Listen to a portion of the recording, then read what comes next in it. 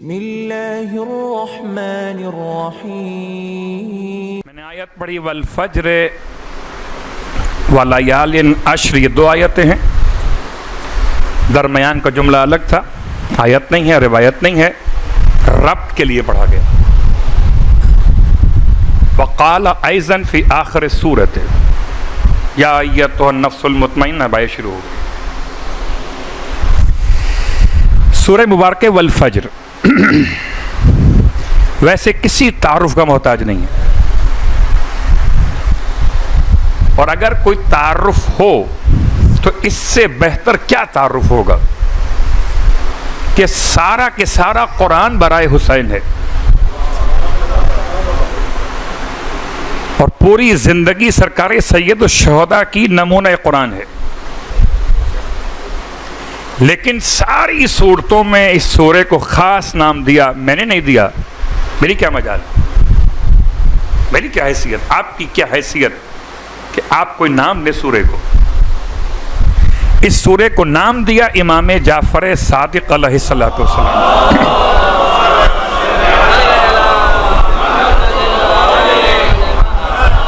گویا وارث قرآن نے قرآن کے ایک سورے کو نام دیا سورہ حسین، اور اب کسی اور سورے کی تلاوت کیجئے، اپنے مقام پر قابل احترام ہے، عبادت ہے، ثواب ہے، نجات کا ذریعہ ہے. لیکن سورہ فجر کی تلاوت کیجئے تو یاد حسین کا ایک اور انداز ہے. اور کبھی سرکار سید الشہداء کی یاد آپ کو تڑپائے اور آپ قرآن کھول کر حسین کو یاد کرنا چاہتے ہیں تو سورہ والفجر کی تلاوت کیجئے، روایت معصوم کے اعتبار سے. اچھا، یہ ایک خاص انداز آپ کے علم میں یہ بات پہلے سے موجود کہ ساری صورتیں قرآن مجید کی حالت نماز میں نہیں پڑھی جا سکتی.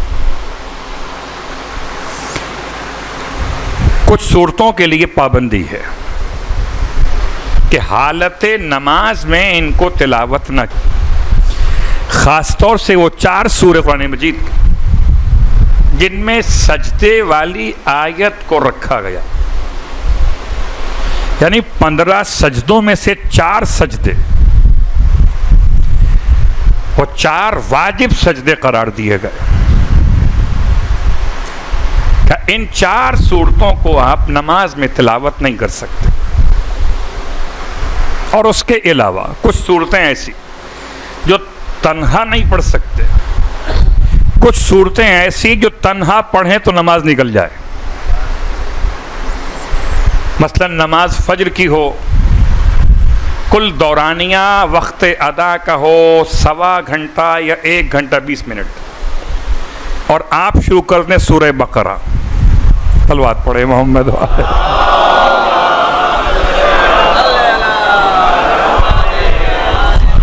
تو سورہ ختم ہونے سے پہلے وقت ادائے نماز فجر ختم ہو جائے گا. 286 آیات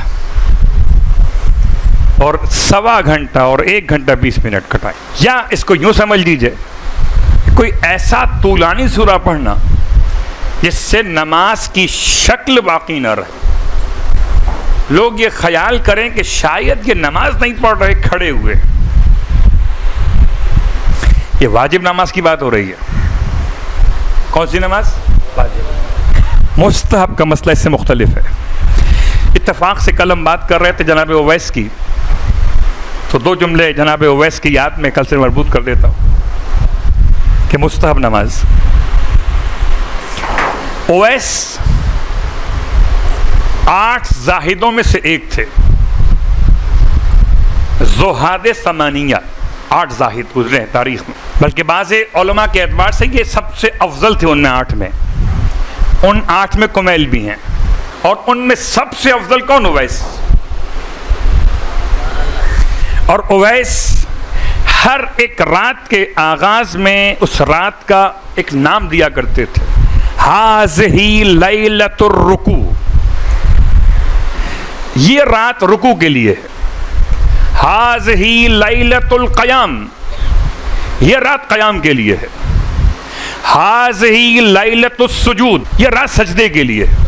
مثلا، اور پھر اس رات پوری رات کو ایک حالت قیام میں گزارتے تھے، اس ایک رات کو حالت رکوع میں گزارتے تھے، اس ایک رات کو حالت سجدہ میں گزارتے تھے۔ کسی نے اویس سے کہہ دیا، اویس اتنی لمبی رات، اتنی لمبی رات، اور تم ساری رات رکوع میں رہتے ہو۔ قبلہ، اگر حالت رکوع میں پیش نماز محفل مرتضیٰ کی بات کروں، اگر کسی مسجد کی بات کروں، اگر پیش نماز اگر 7 مرتبہ تسبیح کبریٰ پڑھ دیں تو آپ سوچنے لگتا ہے مولوی صاحب آج کچھ فارغ وقت کے ساتھ آئے۔ صلوات پڑھے محمد و آل محمد۔ سبحان ربی العظیم و بحمدہ، سبحان ربی العظیم و بحمدہ 7 مرتبہ پڑھتے ہیں اگر، تو آپ سوچیں گے کیا ہو قبلہ آج کمر۔ جناب اویس پوری رات رکوع کی حالت میں، پوری رات۔ تو کسی نے کہہ دیا اچھا رکوع غالباً سجدے سے زیادہ مشکل امر ہے رکوع، اگر انسان رات بھر سجدے میں گزارے تو شاید رات بھر سجدے میں جو دباؤ پریشر ہے وہ اس کے اس حصے پر ہے، باقی باڈی کے لیے ذرا سا آسانی ہے۔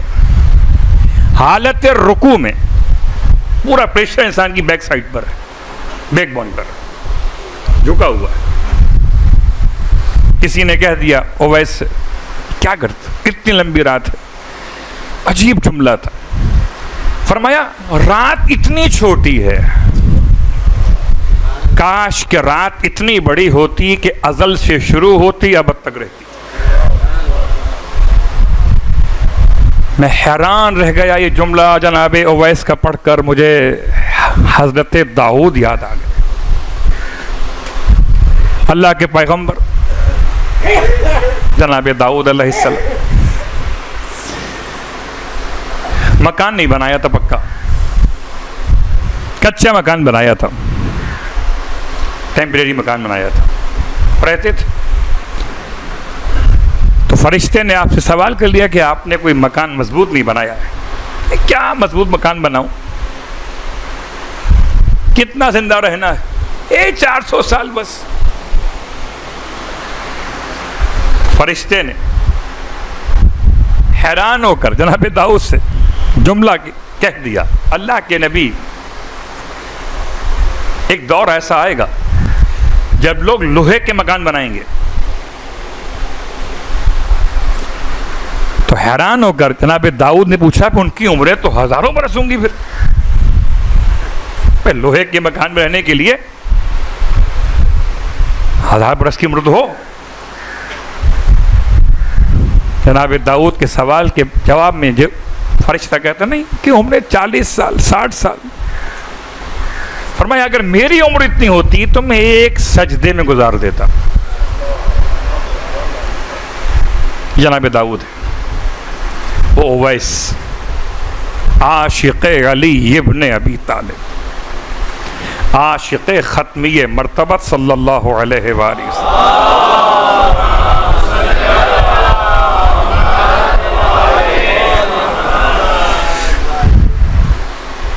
کیا شوق اور ذوق تھا۔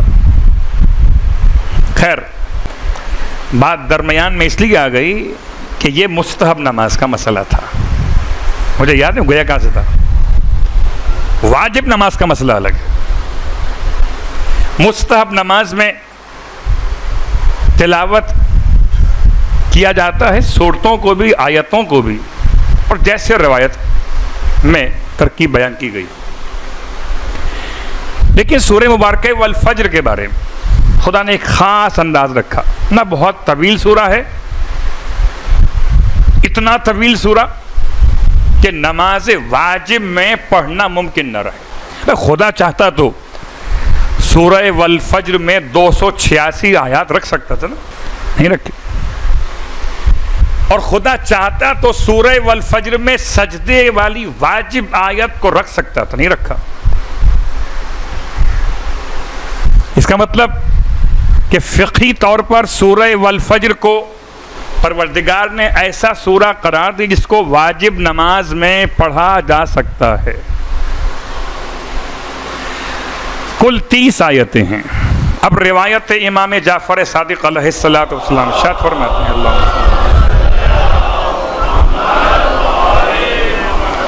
کہ اگر کوئی اپنی واجب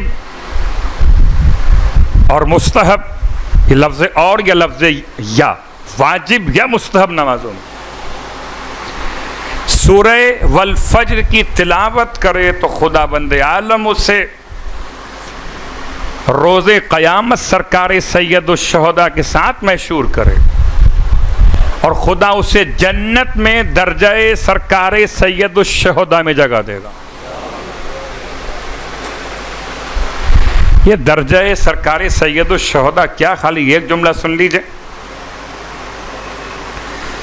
ویسے تو یہ ایک جملہ ناکافی ہے، مگر صرف ایک مثال دیتے ہوئے میں درجہ بیان نہیں کر سکتا مولا کا، میری کیا حیثیت، میری کیا اوقات، میں شہیدان کربلا کا درجہ بیان نہیں کر سکتا تو سید الشہداء کا بیان کیسے کر دوں؟ ایک مثال،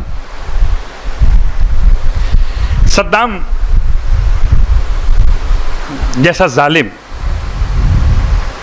جس نے بڑے ظلم ڈھائے، خود بھی ظالم اور اس کے خاندان کے لوگ اس کے ہی ذریعے سے ظالم بنے۔ اس کا داماد، عجیب اتفاق کے داماد کا نام بھی حسین ہے۔ 3 افراد کو گرفتار کیا گیا تھا، مومنین کو، اور صدام کے داماد نے ان تینوں قیدیوں کو، طریقہ ہوتا تھا قبریں کھودی جاتی تھیں یا گڑھے کھودے جاتے تھے، اور گڑھوں کے قریب کھڑے کر کے ان کو فائر کر شوٹ کیا جاتا تھا۔ مگر صدام کے داماد نے، یہ شخص بیان کرتا کہ ہم تینوں کی آنکھوں پر پٹی باندھ کے لے گئے، ہاتھ پیچھے بندھے ہوئے تھے، اور جب صحرا میں یا بالکل ویران مقام پر پہنچے تو پٹی کھول دی گئی تاکہ ہم اپنی آنکھوں سے اپنی قبروں کو دیکھ لیں۔ صدام کے داماد نے، یہ مومن کہتا ہے، پہلے شخص کو، پہلے قیدی کو قریب بلایا، اس سے پوچھا کس کو مانتا ہے، امام حسین کو یا صدام کو؟ اس نے کہا امام حسین کو مانتا ہوں۔ جیسے ہی اس نے امام حسین کا نام لیا اس نے اسے شوٹ کر دیا، اتنی گولیاں ماری کہ پورا جسم چھلنی کر دی۔ اب یہ 2 افراد جو پیچھے کھڑے ہوئے ہیں، ان کی آنکھوں کے سامنے زندہ انسان تڑپ تڑپ کر ختم ہو گیا، صرف ایک نام لینے کی وجہ سے۔ دوسرے کو بلایا، اس سے پوچھا کس کو مانتے ہو، امام حسین کو، صدام حسین کو؟ امام حسین کو۔ اس کو بھی شہید کر دیا گیا۔ تیسرا والا شخص، اسے بلایا اور پوچھا صدام کے داماد نے کسے مانتے ہو؟ کہ میں اتنا ڈر گیا تھا، 2 افراد کا خون، ان کا تڑپنا، ان کے چیتھڑے اڑتے ہوئے دیکھے، اتنی گولیاں ماری گئی تھیں کہ میں ڈر گیا، اور میں نے کہہ دیا کہ میں صدام حسین کو مانتا تھا۔ یہ مومن کہہ دیا، کہتے مجھے چھوڑ دیا گیا کہ ساری زندگی پچھتاتا تھا، خوب رویا، مولا سے بڑی معافی مانگی، مولا غلطی ہو گئی، میں ہوں تو آپ کا، بس ڈر گیا تھا میں۔ کہتا ہے میں نے حالت خواب میں سرکار سید الشہداء کو دیکھا.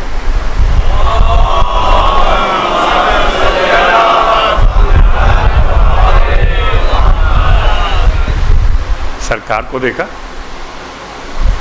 اور سرکار اپنے روضے کے دروازے پہ کھڑے. اتنے میں ان 2 شہیدوں کے جنازے حرم میں لائے گئے, انہی دونوں کے.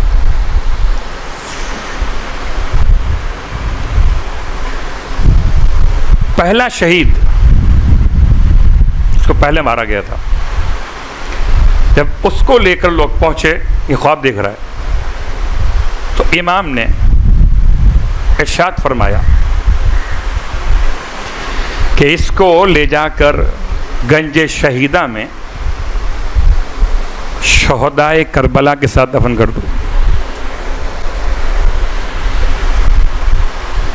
دوسرے والے کو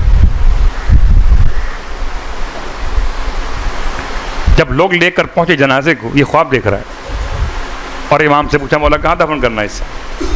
فرمایا اسے میری زری کے اندر دفن کرو. اب یہ خواب میں مولا سے معافیاں مانگ رہا ہے, رو رہا ہے, مولا غلطی ہو گئی. کچھ نہیں ہو سکتا تھا. عجیب بات, روتے روتے اس نے مولا سے سوال کر لیا, مولا یہ دونوں شہید دونوں برابر, آپ نے ان کا مقام رکھا الگ الگ, ایک گنج شہیدہ میں, ایک آپ کی زری کے اندر.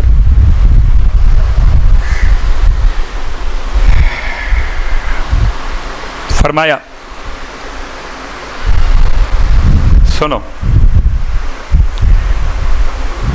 یہ جو پہلا شخص تھا شہید, اس کو نہیں معلوم تھا کہ کیا ہوگا.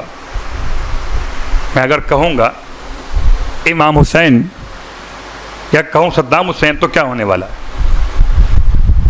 اللہ اکبر. تو اس نے میری محبت کی بنیاد پر کہا امام حسین, انجام کو جانے بغیر. اس کا مقام شہدائے کربلا کے ساتھ. دوسرے والے نے انجام دیکھ لیا تھا کہ اگر میں کہوں امام حسین تو انجام کیا ہوگا, اور اس نے جانتے بوجھتے شہادت کو قبول کیا. اس کا مقام میری زری ہے مقدس. اب اگر کوئی سورہ والفجر کی تلاوت کرے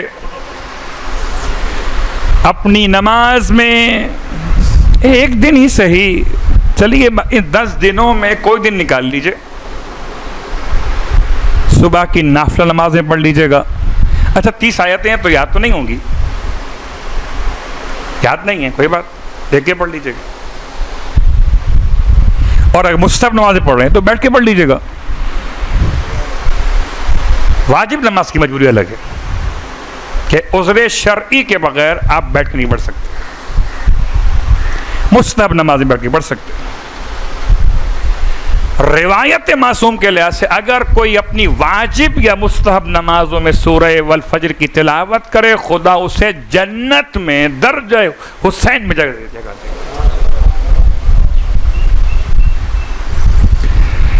حیرت کی بات, لوگ کہتے ہیں نماز پڑھے بغیر حسین صلوات پڑھے محمد والے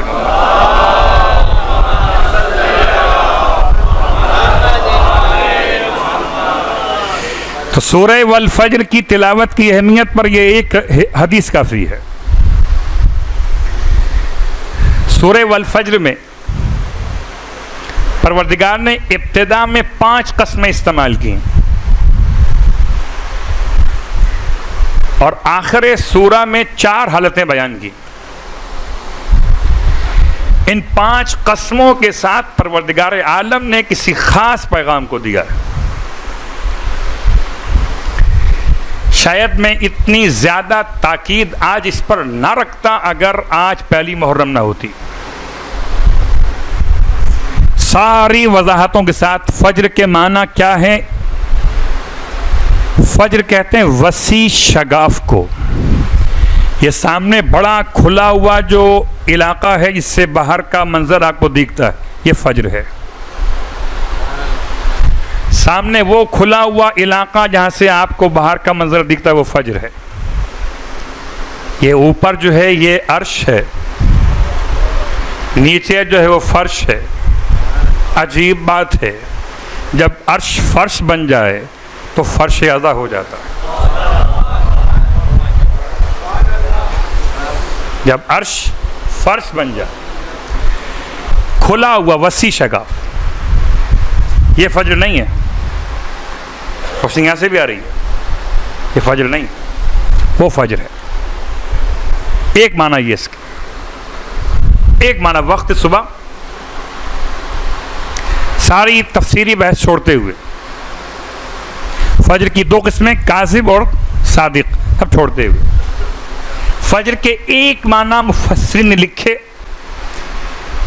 کہ سال کا پہلا مہینہ اور پہلے مہینے کی پہلی تاریخ فجر. آج ہے روز فجر. صلوات پڑھے محمد و آل محمد.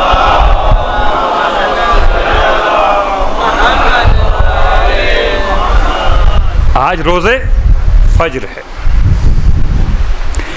بعض نے لکھا کہ نہیں, 10 ذی الحج قربانی کا دن فجر کا دن. البتہ فجر کہتے ہیں ہر اس انقلاب کو, ہر اس امید کو جو ظلمتوں کو ہٹا کر انسان کو جینے کا سلیقہ سکھاتا. اور قسم بخدا اگر نام حسین نہ ہو تو مظلوموں کو جینے کا سلیقہ نہ ملے, ظالموں کے خلاف آواز اٹھانے کا طریقہ نصیب نہ ہو. تو ہر انقلاب کو فجر کہتے ہیں. انقلاب ختم یہ مرتبت کی آمد انقلاب, انقلاب امام زمان کی آمد انقلاب, انقلاب سرکار سید الشہداء کا قیام انقلاب. تو ایک فجر ماضی میں, ایک فجر مستقبل میں, اور ایک فجر ہے کربلا میں. درست.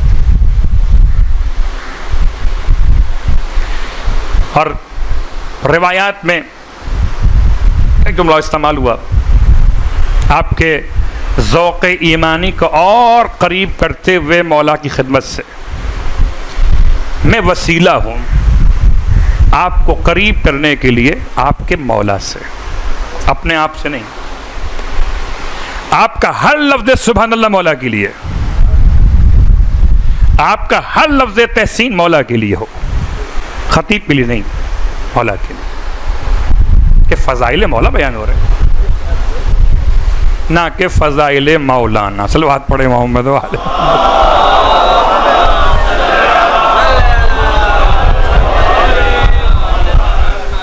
تو اگر آپ اور ہم اپنے اذہان کو اس طرف راغب کریں تو یقیناً یہ بات عبادت کی اس کیفیت میں آپ کو لے جائے کہ آپ فرش عزا پر بیٹھ کر حسین سے قریب ہو جائے.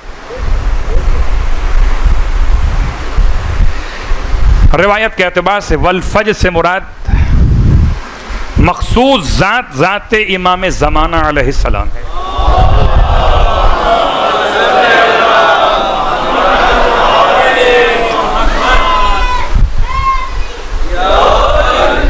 اب اس سورے کو سورہ مہدی کہوں, اللہ اکبر, کہ اگر امام زمان فجر ہے تو باقی ائمہ کا ہے کہ وَلَيَالِ نَاشِرِ, کیا 10 راتیں نہیں ہیں, 10 امام ہیں. کیا خدا راتوں کی قسم کھائے گا؟ اس سے مراد 10 ائمہ ہیں. 10 ائمہ کون؟ مولا کائنات کے باس سے لے کر, مولا حسن مجتبیٰ سے لے کر, اور امام حسن عسکری علیہ السلام تک, حسن سے حسن تک.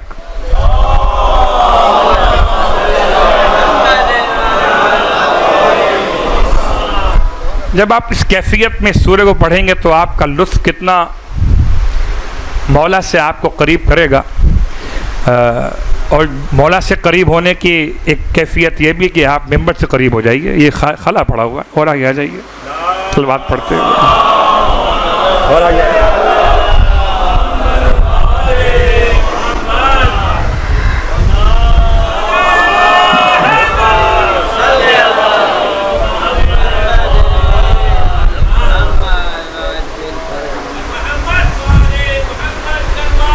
اللہم صلی اللہ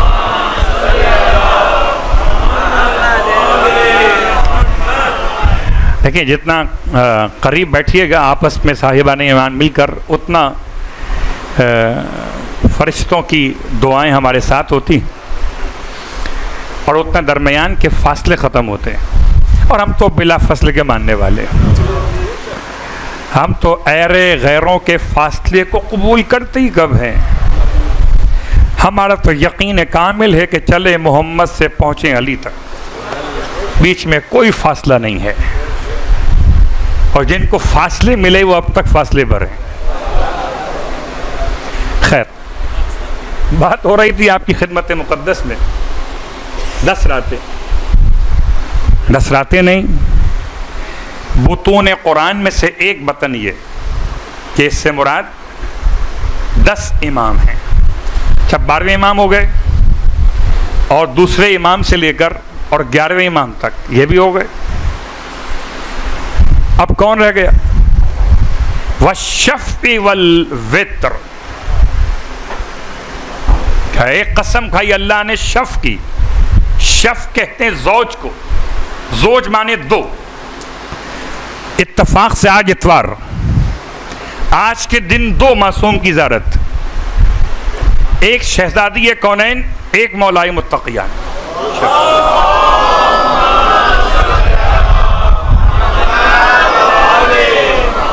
باقی رہ گیا فرد، تو فرد فرید بعد از خدا بزرگ، وہی قصہ مختصر حبیب خدا احمد مجتبیٰ محمد مصطفیٰ صلی اللہ علیہ وآلہ وسلم.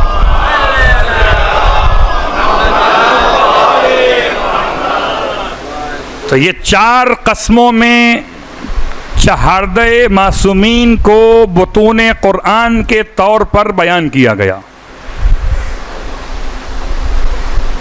5ویں قسم واللیل اذا یسر. قسمیں میرا موضوع نہیں تھی، صرف اس لیے کہ آپ سورہ والفجر کی تلاوت کریں کسی نماز میں، اس لیے میں اتنا ڈیپ تک گیا. اب آئیے، عنوان ہمارا ہے عاشورہ مدرسہ اعتقاد. اور عاشورہ جیسی 1 ڈے یونیورسٹی شروع ہوئی صبح کے وقت میں اور ختم ہو گئی. لفظ ختم کہنا بڑا مشکل ہے. ہاں، ختم نے علامت، ختم مانے خاتمہ نہیں، علامت. عصر عاشور پر اس یونیورسٹی نے تمام انسانیت کو ایسا شعور بخشا کہ جب بھی کبھی کسی آدمی کو انسان ہونے کا شرف ملا تو اسے ایک ہی یونیورسٹی سمجھ میں آئی کہ انسان کو بیدار تو ہو لینے دو، آدمی کو نہیں، انسان کو. شاید یہ شاعر کی مجبوری ہے کہ اس نے اسے انسان کہہ دیا، حالانکہ انسان تو ہوتا ہی جب ہے جب حسین سمجھ لے. جو حسین کو نہ سمجھے وہ حیوان تو ہے، انسان نہیں ہے. اب کوئی حیوان ہو، میں مثال دیتا ہوں آپ کی خدمت میں، عجیب غریب مثال ہے. سورہ بقرہ میں ایک حیوان کا تذکرہ ہے، اور وہ حیوان کون ہے؟ وہ حیوان نبی کے ساتھ ہے. نبی کے ساتھ اگر کوئی حیوان ہو تو کبھی انسان نہیں بنتا، حیوان ہی رہتا ہے. نبی کا نام ہے عزیر. گھبرائیے نہیں، بالکل محفوظ الفاظ میں مطمئن پیغام اب تک پہنچاؤں گا. نبی کون؟ عزیر علیہ السلام، حضرت عزیز کے بھائی عزیر. اور آپ چلے، پورا واقعہ آپ کے علم میں، سورہ بقرہ. اور جب آپ نے ایک بستی کو دیکھا کہ جو ہیا خاویۃ علی عروشہا، تو تباہ ہو چکی تھی، تو آپ نے اللہ کی بارگاہ میں ایک سوال رکھا، مالک ان سب کو زندہ کیسے کرے گا؟ کہا اچھا ہم تمہیں بتائیں کہ زندہ کیسے کریں گے؟ لاؤ پہلے تمہیں مار دیتے. اب میرا انداز ہے یہ پریکٹیکل تجربہ. پیغمبر کو نیند کی حالت عطا کر دی گئی, سو گئے, اتنے بے خبر سوئے. آپ کے ساتھ ایک حیوان ہے, آپ کے ساتھ ایک خوراک ہے, طعام. اور جب اٹھے تو فرشتہ بشکل بشر قریب آیا, پوچھا کم لبس تھا, یہاں کتنا ٹھہرے؟ تو میں لبس تو یومن اور بعض یومن, کہ میں یہاں پر ٹھہرا ہوں ایک دن یا اس سے کچھ کم. بل لبس تمیت عام من, نہیں آپ یہاں 100 سال ٹھہرے ہیں.